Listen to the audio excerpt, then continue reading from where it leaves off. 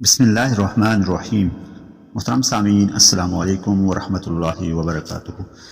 آج ہم ایک ایسے عظیم اور بابرکت مہینے ماہ شعبان میں داخل ہیں جس نبی کریم صلی اللہ علیہ وسلم نے رمضان المبارک کا دروازہ فرمایا۔ یہ وہ مہینہ ہے جس میں اعمال اللہ کی بارگاہ میں پیش کیے جاتے ہیں، جیسا کہ حدیث میں آتا ہے۔ حضرت اسامہ بن زید رضی اللہ تعالیٰ عنہ فرماتے ہیں، میں نے عرض کیا، یا رسول اللہ صلی اللہ علیہ وسلم، آپ شعبان میں اتنے روزے رکھتے ہیں جو کسی اور مہینے میں نہیں رکھتے۔ آپ صلی اللہ علیہ وسلم نے فرمایا، یہ مہینہ ہے جس میں لوگوں کے اعمال رب العالمین کی طرف اٹھائے جاتے ہیں، اور میں چاہتا ہوں کہ میرے اعمال اس حال میں پیش ہوں کہ میں روزے سے ہوں۔ یہ حدیث مبارکہ سنن نسائی حدیث کی کتاب 2357 سے اٹھائی گئی۔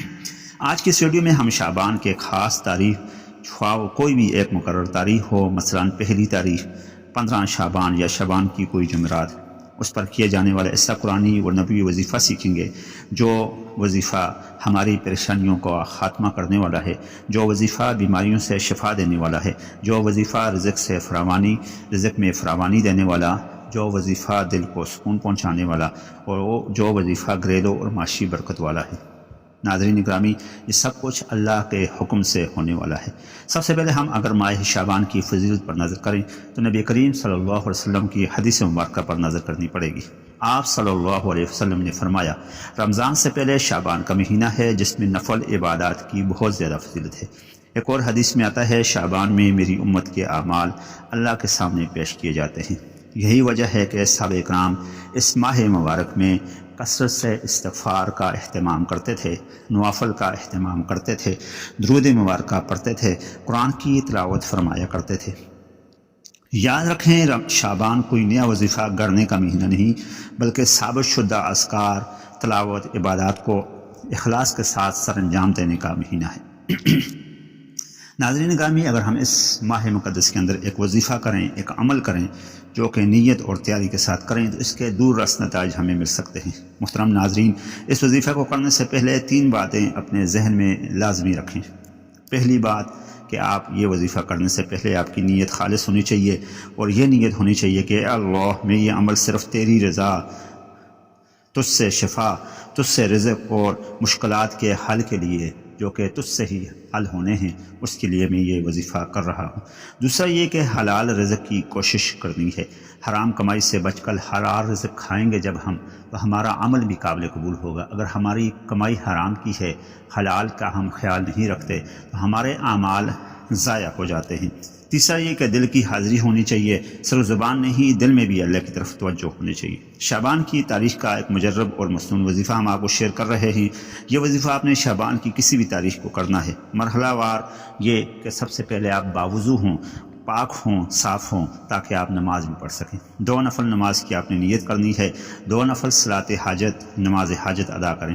ہر رکعت میں سورہ الفاتحہ کے بعد آپ نے سورہ الاخلاص کو 3 بار پڑھنا ہے۔ مثلا آپ نے پہلی رکعت میں نیت کی، سورۃ الفاتحہ پڑھی، تو سورہ اخلاص آپ نے قرأت کے طور پر 3 بار پڑھنی ہے۔ اسی طرح دوسری رکعت میں بھی سورہ فاتحہ کے بعد قرأت میں سورہ اخلاص 3 بار پڑھنی ہے۔ نماز کے بعد آپ نے ہاتھ اٹھا کر یہ دعا کرنی ہے، اللہم انی اسألک من فضلک ورحمتک فإنہ لا یملکها الا انت۔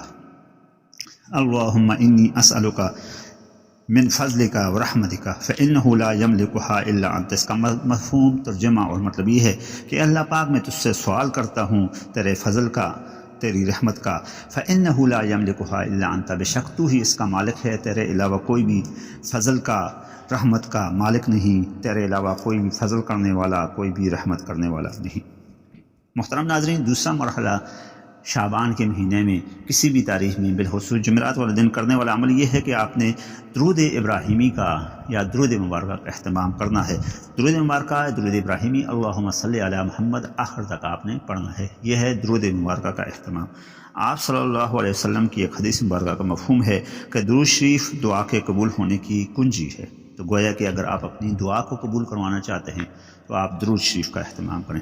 تیسرا کام جو کہ مرحلہ وار آپ نے شعبان میں بالخصوص جمعرات والے دن کرنا ہے، وہ ہے استغفار کا۔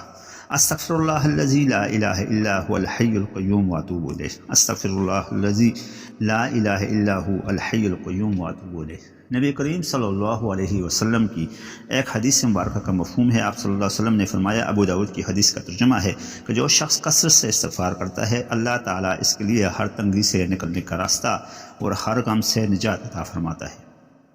چوتھا مرحلہ یا چوتھا کام یہ کرنا ہے کہ آپ نے بیماری، پریشانی اور رزق کے لیے دعا کرنی ہے، بیماری سے نجات کی، پریشانی سے نجات کی اور رزق میں برکت کی دعا کرنی ہے۔ رب انی مسنی الضر وانت ارحم الراحمین، یہ 11 مرتبہ پڑھنا ہے، سورہ الانبیاء کی آیت نمبر 83۔ رب انی مسنی الضر، بے شک اے میرے رب مجھے تکلیف ہو رہی ہے، درد ہو رہے ہے، وانت ارحم الراحمین، تو رحم کرنے والوں میں سب سے زیادہ رحم کرنے والا ہے۔ یہ دعا آپ نے پڑھنی ہے، سورہ الانبیاء آیت نمبر 83، 11 مرتبہ آپ نے یہ دعا پڑھنی ہے۔ اور اس کے بعد پڑھنا ہے یا رزاقو یا کریمو یا شافی، یا رزاقو یا کریمو یا شافی، یہ دعا پڑھنی ہے۔ اور آخر میں آپ نے یہ جامع دعا پڑھنی ہے، اللہم اکفنی بحلالک عن حرامک واغننی بفضلک عمن سواک، اللہم اکفنی بحلالک عن حرامک واغننی بفضلک عمن سواک۔ یہ دعا کی قبولیت کے چند آداب ہیں جو ہم آپ کے ساتھ شیئر کر رہے ہیں کہ گناہوں سے توبہ ہونا چاہیے، والدین کے لیے دعا کرنی چاہیے، کسی کے لیے بد دعا نہ کریں، اللہ پر کامل یقین رکھیں۔ نبی کریم صلی اللہ علیہ وسلم نے فرمایا، اللہ سے دعا اس یقین کے ساتھ مانگو کہ وہ قبول فرمائے گا۔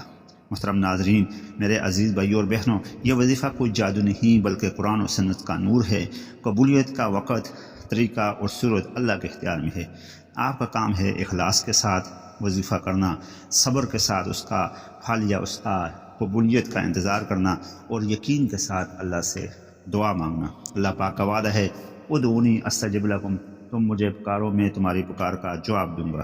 تو گویا کہ اگر آپ چاہتے ہیں کہ یہ نور مزید پھیلے، کوئی پریشان بندہ فائدہ اٹھائے، تو اس ویڈیو کو شیئر کیجئے، اپنی بہترین رائے کا اظہار کیجئے۔ دعاؤں کی درخواست ہے، ہمیں بھی دعا میں یاد رکھیے اور کوشش کیجئے کہ آپ کے ہاتھ سے، آپ کے عمل سے، قول سے، فعل سے کسی بھی انسان کو تکلیف نہ ہو۔ اللہ تبارک و تعالی ہم سب کا حامی و ناصر ہو۔ السلام علیکم ورحمۃ اللہ وبرکاتہ۔